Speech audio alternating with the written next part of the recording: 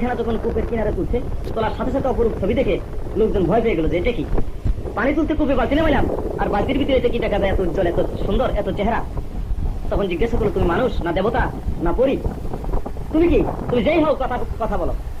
কিছু বলতেছে, দেখো আমি দেব দানব পরী দেবতা কিছুই না, তবে আমি একটা মানুষ।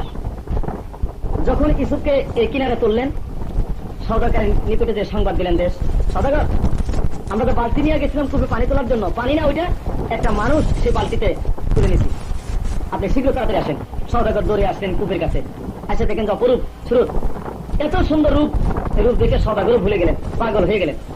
এদিকে 10 ভাই ওরা পাহারা দিতেছে যে ইউসুফ কূপের থেকে ওঠে কিনা। ইউসুফকে তুলতে দেখে 10 ভাই দৌড়ে গেছে, দৌড়ে যে বলতেছে এ সওদাগরের নিকটে, তোমরা এই লোকটাকে কেন কূপ হইতে তুললা?